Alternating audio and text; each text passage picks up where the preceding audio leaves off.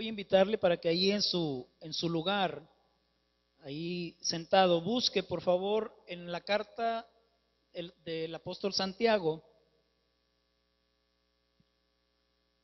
el capítulo número 1.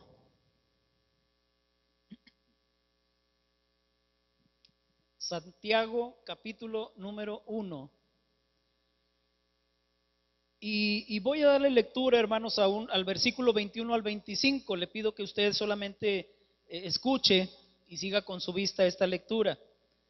Santiago 1, capítulo 1, versículo 21 dice: por lo cual, desechando toda inmundicia y abundancia de malicia, recibid con mansedumbre la palabra implantada, la cual puede salvar vuestras almas. Pero sed hacedores de la palabra y no tan solamente oidores, engañándoos a vosotros mismos. Porque si alguno es oidor de la palabra, pero no hacedor de ella, este es semejante al hombre que considera en un espejo su rostro natural, porque él se considera a sí mismo y se va y luego olvida cómo era. Mas el que mira atentamente en la perfecta ley, la de la libertad, y persevera en ella, no siendo oidor olvidadizo, sino hacedor de la obra, este será bienaventurado en lo que hace.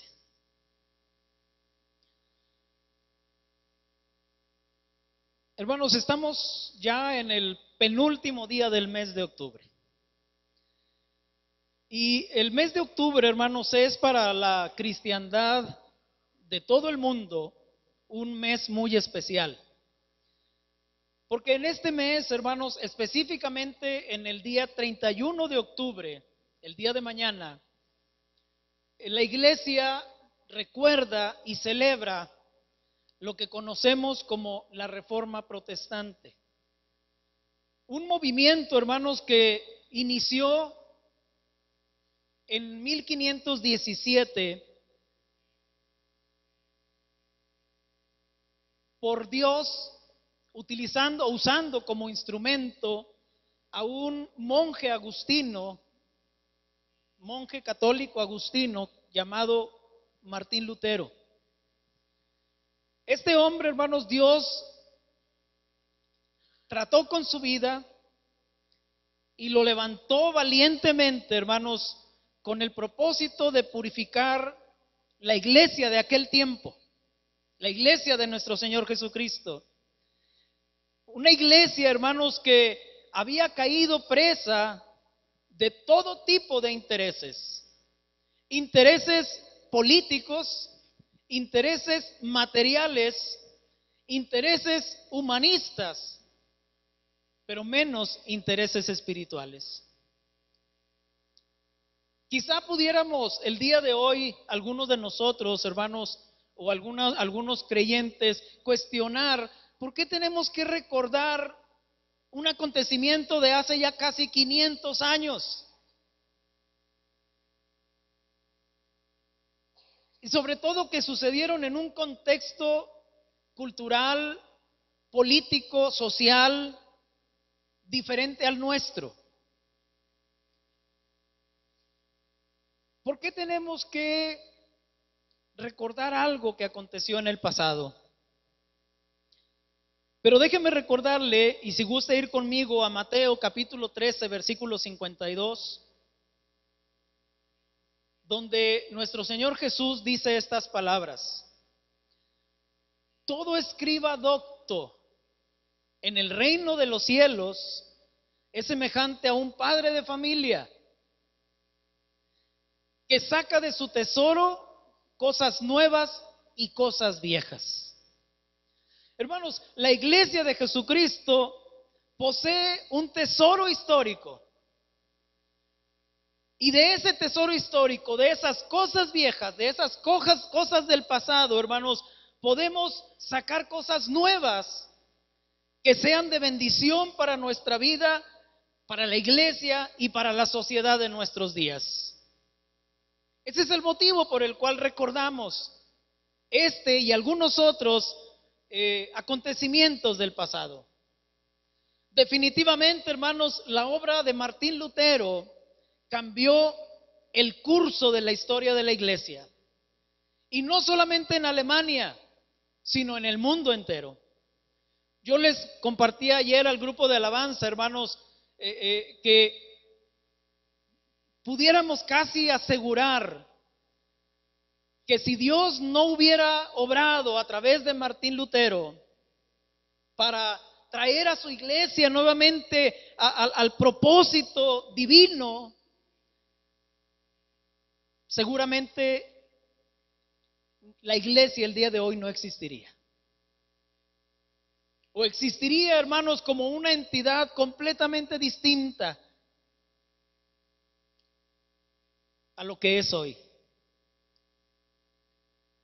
Entre las nuevas prácticas que aparecieron con la reforma luterana, hermanos, podemos mencionar 7 cosas que como iglesia el día de hoy disfrutamos y practicamos. Las voy a mencionar brevemente. Número 1, los cultos. Los cultos, hermanos, que desde ese tiempo empezaron a realizarse en la lengua que el pueblo, que la gente común entendiera. Ya que hasta ese momento, hermanos, los cultos solamente eran oficiados en latín. ¿Alguno de ustedes quizá alcanzó todavía a escuchar alguna misa en latín? A mí me tocó. Y aquí hay gente mayor que yo. Así que estoy seguro que muchos de nosotros fuimos a alguna reunión donde se oficiaba en latín, hermanos, y no entendíamos nada. Como entrábamos, salíamos. Número 2, los feligreses fueron animados al traducir la Biblia, hermanos, al idioma popular, al idioma de la gente. Los feligreses fueron animados a leer la Biblia y a aprender doctrina, ya que hasta ese momento la palabra y la doctrina, hermanos, solamente estaba al alcance del clero. Número 3, a los clérigos se les permitió casarse y formar una familia, naciendo así la figura de lo que hoy conocemos como el pastor.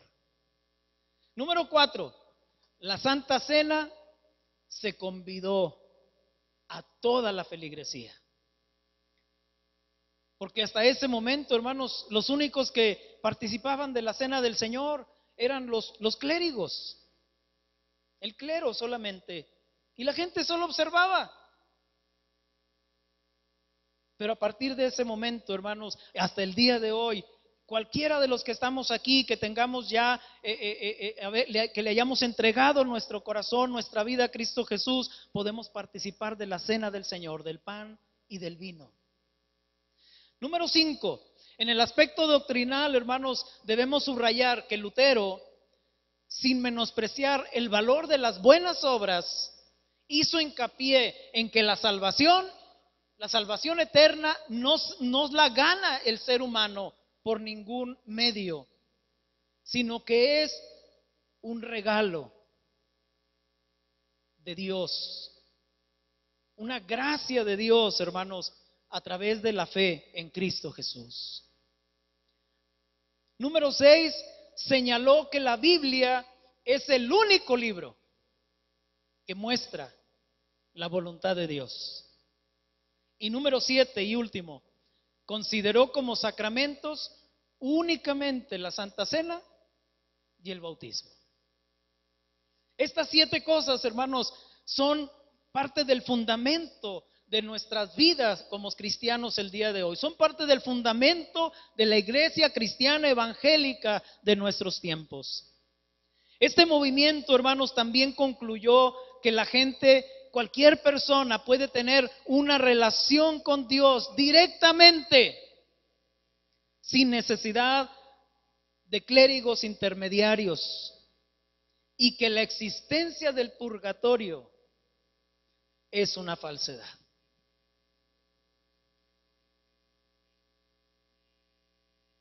el versículo que usó el Espíritu Santo, quizá uno de los principales versículos que usó el Espíritu Santo para motivar el corazón de Lutero a iniciar la Reforma Protestante, y que fue su estandarte durante todo el proceso, fue Romanos capítulo 1, versículo 17, que dice de esta manera: porque en el Evangelio la justicia de Dios se revela por fe y para fe, como está escrito, mas el justo por la fe vivirá. Desde entonces, hermanos, y hasta nuestros días, el énfasis de la iglesia protestante ha sido la salvación por fe, la salvación únicamente por la fe. Pero déjeme decirle que tal parece que hoy necesitamos una nueva reforma,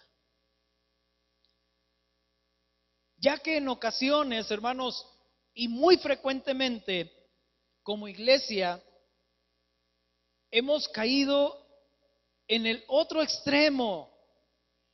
Quizá no en el otro extremo en el sentido de la enseñanza, pero sí en el sentido de la práctica. Y hemos llegado a enfatizar, hermanos, a través de nuestra vida, a través de nuestros hechos, que la salvación es solo por fe, pero sin obras. ¿Por qué le digo esto, hermanos? Porque podemos darnos cuenta que muchos cristianos en muchas iglesias venimos al templo cada domingo y escuchamos el sermón y nos emocionamos en ocasiones con el sermón y exclamamos: qué bonito estuvo el sermón del día de hoy. Escuchamos la palabra, hermanos, la escuchamos a través de la lectura, la escuchamos a través de la predicación, la escuchamos a través de la enseñanza. Creemos la palabra, es decir, recibimos con fe la palabra, creemos lo que escuchamos, creemos la predicación, creemos la enseñanza, hermanos, y hasta hacemos nuestra la palabra cuando expresamos que esa palabra, Dios me está hablando a mí, esa palabra es para mí, Dios me está hablando a mi oído y a mi corazón. Hacemos todo eso, hermanos, pero ¿cuántas veces la obedecemos?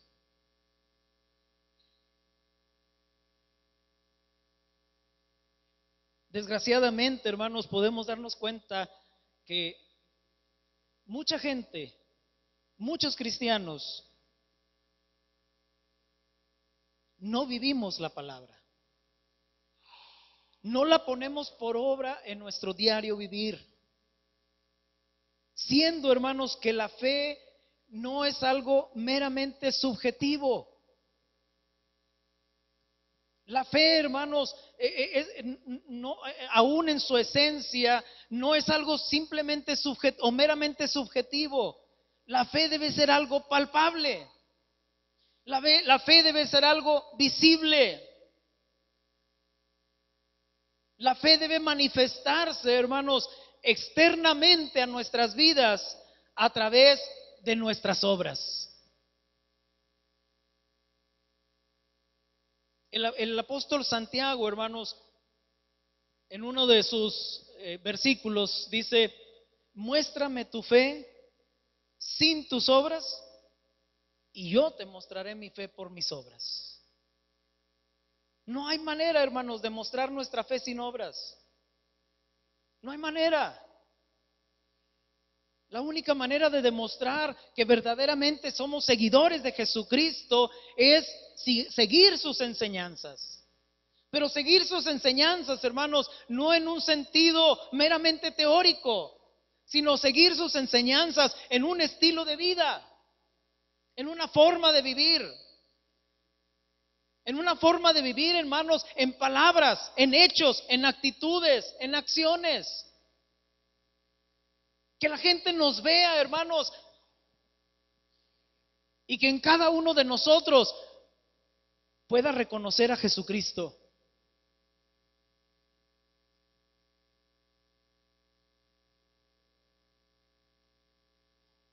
yo le pregunto o le invito a que se pregunte, ¿la gente ve en mí a Cristo Jesús?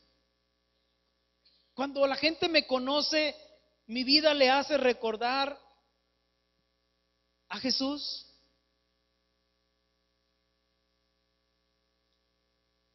La fe, hermanos, implica tres cosas. La fe que fue el centro de la reforma, el núcleo de la reforma, hermanos, déjenme decirle que implica tres cosas. Implica conocer, implica creer, implica obedecer. Si no existen las tres cosas, hermanos, no podemos afirmar que sea una fe verdadera. Porque hay fe falsa. ¿Sabía usted que hay fe falsa?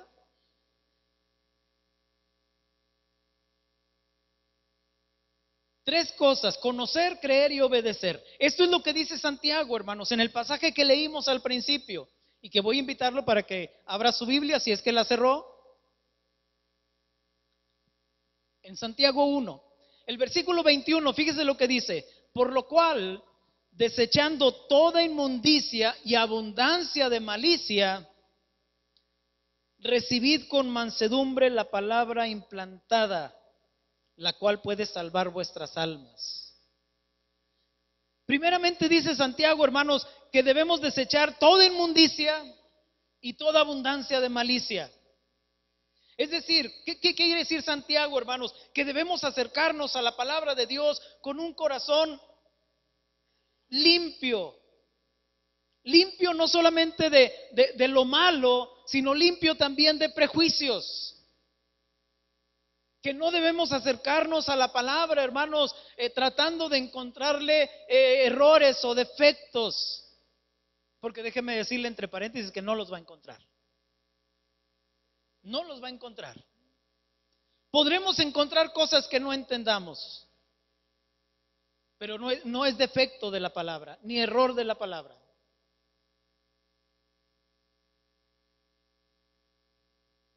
Desechando toda inmundicia y abundancia de malicia. Como niños, nos acerquemos a la palabra, hermanos, con un corazón abierto, con un corazón dispuesto. Y luego dice: recibid con mansedumbre la palabra implantada. Cuando el Santiago dice, hermanos, que recibamos con mansedumbre la palabra mansedumbre significa alguien que se deja dominar o moldear por otro. Significa, hermanos, tener esa disposición y esa entrega de nuestra vida para someterla a la palabra de Dios. Yo no puedo estar, hermanos, cuando yo me acerco a leer la palabra, no puedo suponerme encima de ella. ¿Quién soy yo, hermanos? ¿Cuál es mi sabiduría para contender con la sabiduría de Dios a través de su palabra? Cuando usted o yo nos acerquemos a la palabra de Dios, hermanos, debemos acercarnos con una actitud humilde. Con una actitud, hermanos, de que tenemos falta de sabiduría y necesitamos pedírsela a Dios, como dice Santiago también en los primeros versículos del capítulo 1. Y Él se la va a dar abundantemente y sin reproche. Disponer nuestros corazones, hermanos, a que aún antes de que leamos lo que leamos, mi corazón está dispuesto a someterse, a obedecer la palabra que voy a leer o que voy a escuchar. Eso es mansedumbre. No ir con una mentalidad, hermanos, a la palabra de encontrarle como se dice en el argot de las leyes, los recovecos, para tratar de encontrar la manera de evadir lo que Dios dice en su palabra. Porque para eso somos muy buenos.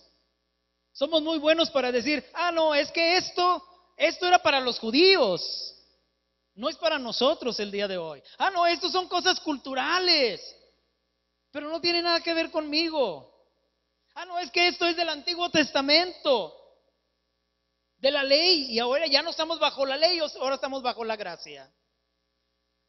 No, hermanos, tenemos que acercarnos a la palabra con un corazón abierto, libre. Por eso dice la palabra, libre de toda malicia, desechando toda malicia.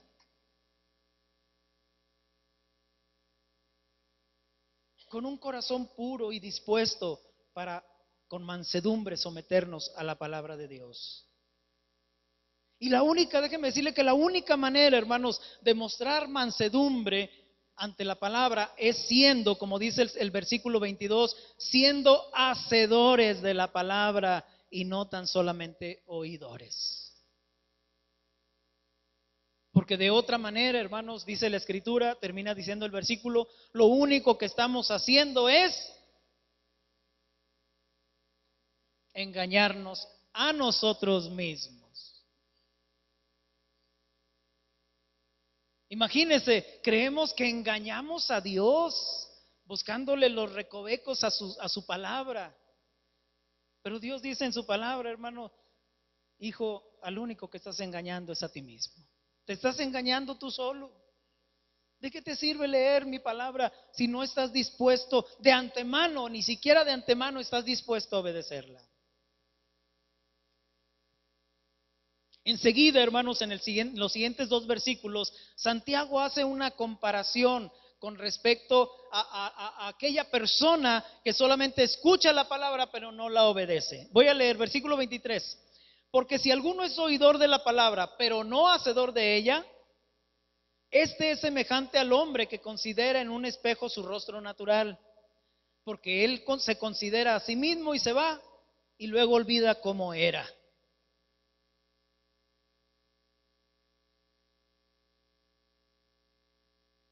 Yo se lo puedo ilustrar de otra manera. Es como cuando usted o yo, cualquiera de nosotros, se siente enfermo y vamos al médico. Vamos al médico, hermano. Los hombres ya vamos cuando ya no aguantamos, ¿verdad? Al principio decimos, no, está bien, todo está bien, no me pasa nada, no pasa nada.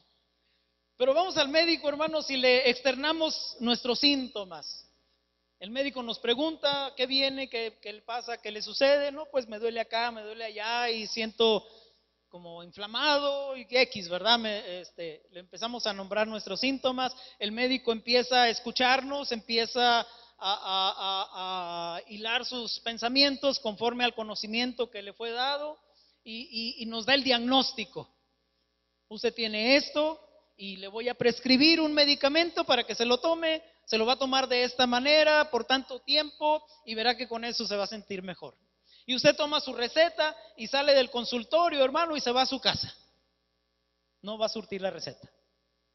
O en el peor de los casos va y compra el medicamento, pero no se lo toma, porque usted dice, ya fui con el doctor, ya me siento mejor. Compró el medicamento, pero no se lo toma. Eso es lo que sucede, hermanos, cuando nosotros leemos la palabra de Dios, pero no la obedecemos. Cuando somos solamente oidores de la palabra, pero no hacedores de ella.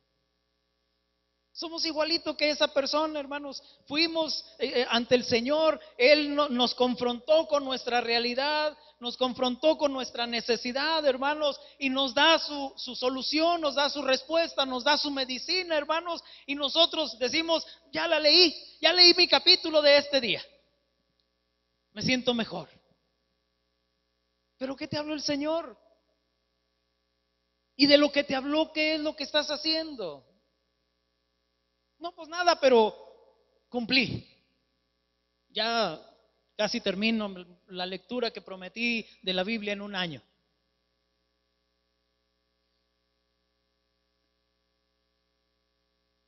¿Cuántos de nosotros, hermanos, o cuántos cristianos el día de hoy actuamos de esta manera? Por eso nuestra vida no es transformada. La transformación de nuestra vida, hermanos, no es algo mágico. Sí, es cierto que es obra de Dios, es obra del Espíritu Santo, que es el que santifica nuestras vidas, pero la santifica a través de su palabra. Jesús dijo en una ocasión, no solamente dijo que daba el Espíritu Santo a sus seguidores, sino también les dice: ya vosotros estáis limpios por la palabra que os he hablado. Pero no se trata solamente de hablar la palabra y escuchar la palabra, hermanos. Hay que creerla, hay que conocerla, hay que creerla y hay que obedecerla. No se trata, hermanos, como la moda que anda por ahí el día de hoy, invadiendo nuestras iglesias, acerca de las declaraciones. Yo declaro que ya soy esto, ya soy lo otro, y seguimos siendo los mismos. O no se trata de estar cancelando, hermanos. Yo cancelo todo mal hábito en mi vida. No lo cancele, déjelo de hacer y póngase a hacer algo diferente, algo bueno. Porque no se trata solamente de desechar lo malo, hermanos, se trata de llenarnos de lo bueno. Si yo saco de mi vida un mal hábito, pero no lo suplanto, no lo sustituyo con algo bueno, hermanos, ese mal hábito va a regresar y puede regresar con otros hábitos peores. Por eso hay que sustituirlo por algo bueno. Finalmente, hermanos, el versículo 25 nos menciona las tres implicaciones de la fe bíblica que le mencioné hace un momento. Dice el versículo 25: mas el que mira atentamente en la perfecta ley, la de la libertad. O sea, el que mira atentamente, el que conoce la palabra, el que la estudia, la escudriña, la medita. Y la medita cada día, hermano, no solamente el domingo que venimos al culto, no solamente el domingo que estamos en la escuela dominical, sino que día con día la medita, la mira atentamente la ley de la libertad. Es decir, la conoce. En segundo lugar, dice el versículo: y persevera en ella. Es decir, la cree. No solamente la conoce, la cree con todo su corazón, con toda su convicción. Y finalmente dice: no siendo oidor olvidadizo, sino hacedor de la obra. Hacedor de la obra. Es decir, la obedece. Ese ¿será qué dice ahí el versículo, hermanos? Bienaventurado, dice, en lo que hace. ¿Sabe usted lo que significa la palabra bienaventurado?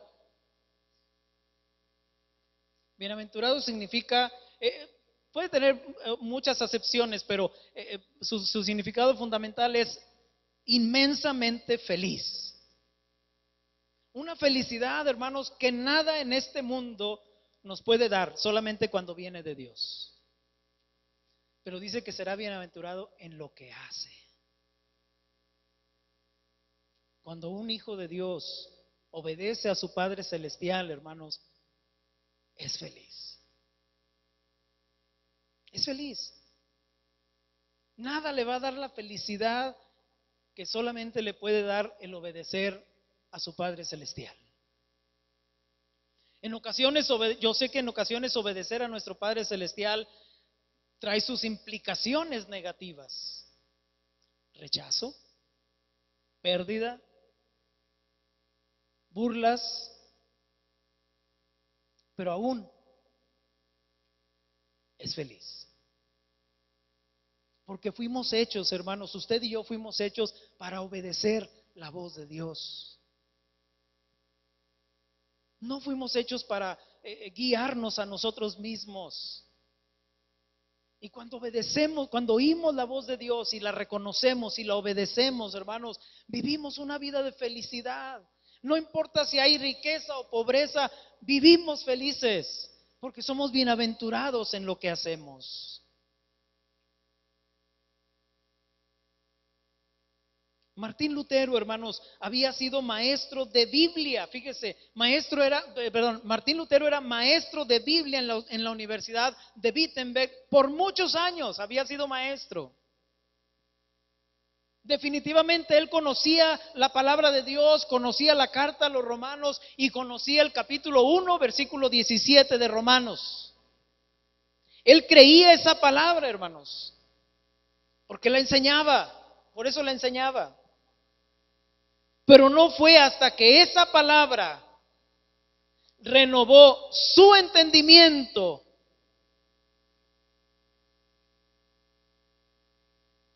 que como consecuencia transformó su vida. Y no solamente su vida, hermanos, sino que esa palabra le impactó de tal manera, hermanos, que Dios inició la reforma protestante a través de él. No fue fácil, porque obedecer la palabra de Dios, hermanos, nunca será fácil. Nunca. Pero valió la pena. Hoy, 500 años después, o casi 500 años después, hermanos, estamos recordando la obra de ese hombre. No fue perfecto, de eso podemos estar seguros, porque Dios no usa hombres perfectos, no usa mujeres perfectas. Dios usa hombres y mujeres imperfectos y que por su misma imperfección saben que tienen que depender de Dios.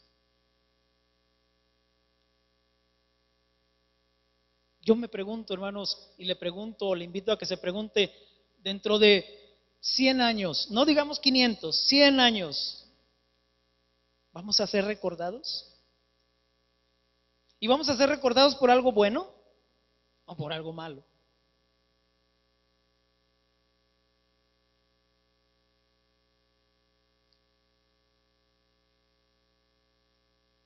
Lo que usted haga en el Señor, hermano, en su vida o a su alrededor, no pasa, no queda en el olvido, se recordará. Y déjeme termino con esto. De la vida y de la obra de Martín Lutero podemos aprender algo maravilloso. Lutero, hermanos, el día de hoy representa a una iglesia no solamente transformada, renovada, reformada. Y cuando digo lo reformada no me estoy refiriendo a lo que hoy se conoce como la iglesia reformada, los presbiterianos, los bautistas, etcétera. No, una iglesia, toda la iglesia de Jesucristo debe estar continuamente siendo reformada, continuamente siendo transformada. Y la vida de Martín Lutero, hermanos, representa esa iglesia que está siendo transformada continuamente por Dios, pero no solamente la iglesia es transformada, sino que también es una iglesia transformadora de la realidad de su tiempo. Martín Lutero representa a esa iglesia, hermanos, representa a ese hombre que luchó para entender su momento histórico y que trató de ofrecer respuestas adecuadas a sus necesidades sociales y espirituales, respuestas adecuadas, hermanos, a los retos de su época. En otras palabras, hermanos, Martín Lutero representa a una iglesia que no solamente se reformó a sí misma, sino que reformó a su entorno.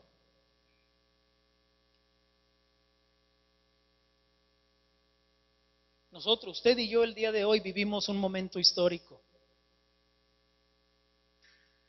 Vivimos, hermanos, el día de hoy un momento con necesidades espirituales y necesidades sociales en nuestro entorno, a nuestro alrededor.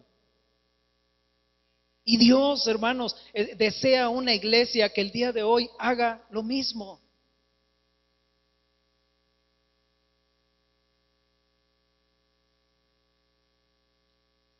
Déjenme, voy a decir algo, hermanos, que espero no se me malentienda.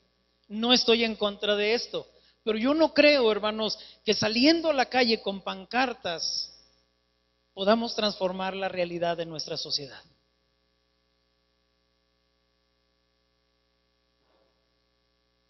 Yo creo que no es lo único. Porque la palabra de Dios dice que las armas de nuestra milicia no son carnales, sino poderosas en Dios para la destrucción de fortalezas. Yo creo que si queremos cambiar nuestro entorno social, político y económico, hermanos, tenemos que empezar por vivir una vida cristiana día con día. Cada creyente en Jesucristo. Cuando lo hagamos, entonces veremos cambiar nuestro entorno. Entonces veremos cambiar a la gente que nos rodea, hermanos. Entonces empezaremos a ganar adeptos para Cristo, hermanos, y nuestro país irá siendo transformado. Vivimos, hermanos, en nuestro país y en el mundo entero una época, un tiempo, un mundo que se reforma constantemente. Escuchamos hablar de reformas morales, de reformas sexuales, de reformas políticas, de reformas económicas, de reformas laborales, de reformas energéticas. Y como iglesia, hermanos, ¿qué hacemos? ¿Qué hacemos? El mundo, hermanos, necesita el día de hoy ver cristianos que como Lutero estén dispuestos a proclamar la frase que viene ahí en la parte posterior de su boletín: mi conciencia está cautiva de la palabra de Dios. En otras palabras, hermanos, yo no puedo hacer nada que vaya en contra de la palabra de Dios. Ni dar mordida, ni mentiritas piadosas, ni mentiritas blancas.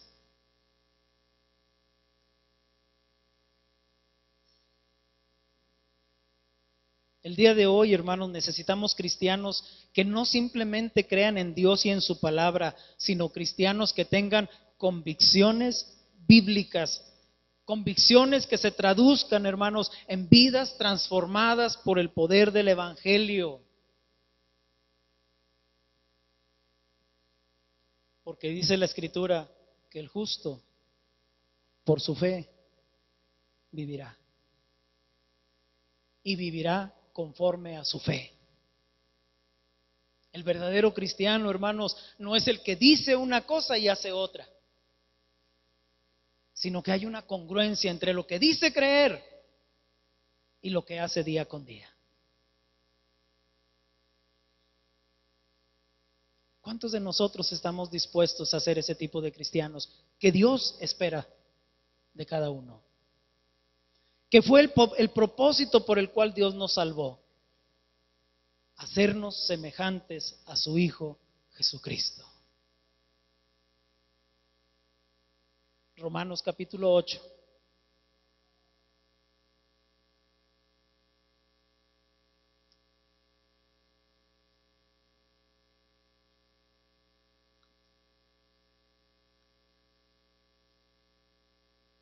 El 10%, se calcula que más o menos, así en números redondos, hermanos, en nuestro país, el 10% de la población es cristiana.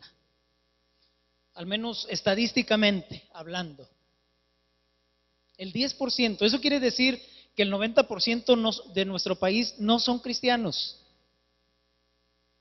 Eso quiere decir, hermanos, así de una manera más simplificada, que de cada 10 mexicanos hay un creyente en Cristo Jesús.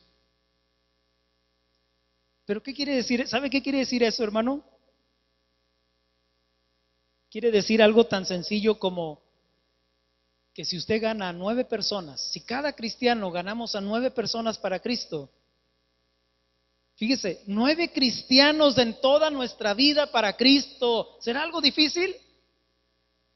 Hablarle a 9 personas, no ganarlos, porque yo no puedo ganarlos para Cristo. Yo solamente hablo la palabra, usted solamente da testimonio, y el que hace la obra de ganarlos para Cristo es el Espíritu Santo. Pero todavía se la voy a poner más fácil: no ganarlos para Cristo, sino hablarles de Cristo.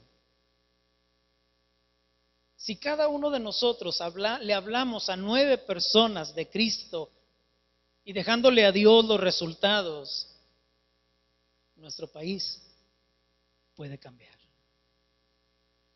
No es una tarea, yo no la veo una tarea difícil.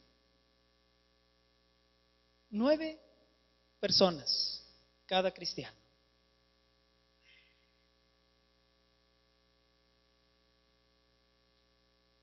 ¿Por qué no ha sucedido, hermano? ¿Por qué no ha sucedido? Porque no hemos hecho lo que nos corresponde hacer. Mi conciencia, dijo Lutero, está cautiva de la palabra de Dios. ¿Cuántos de nosotros podemos el día de hoy decir, Señor, yo también quiero que mi conciencia sea cautiva de tu palabra? Póngase de pie, por favor. Y si usted lo quiere decir, dígaselo al Señor, pero recuerde, palabras, no, el Señor ya está cansado de palabras, hermanos. Tan cansado está, hermanos, que Él lo deja escrito ahí en su escritura, cuando dice, este pueblo de labios me honra, pero su corazón está lejos de mí. Dios ya no quiere palabras. Dios quiere acciones, hechos. Vamos a orar. Señor, te damos gracias, mi Dios, por este culto. Te damos gracias, Señor, porque hemos podido estar en comunión contigo y en compañía de nuestros hermanos en Cristo. Yo te ruego, Padre, que ahora bendigas a tu iglesia, Señor. Que levantes tu mano, Señor, de bendición, de poder, Señor, y bendigas a todos sin excepción, Padre. Bendícenos con tu presencia principalmente, pero bendícenos también, Señor, con tu paz, con tu amor, con tu gracia y con tu provisión, Señor. Tú conoces las necesidades de cada uno, Señor, y sabemos que tú eres, ante todo, eres un Dios proveedor. Provee, Señor, conforme a la necesidad que tú ves en cada vida y en cada hogar, Señor, y que podamos ser bendecidos, Señor, por tu persona. En el nombre de Cristo Jesús te lo pedimos. Amén.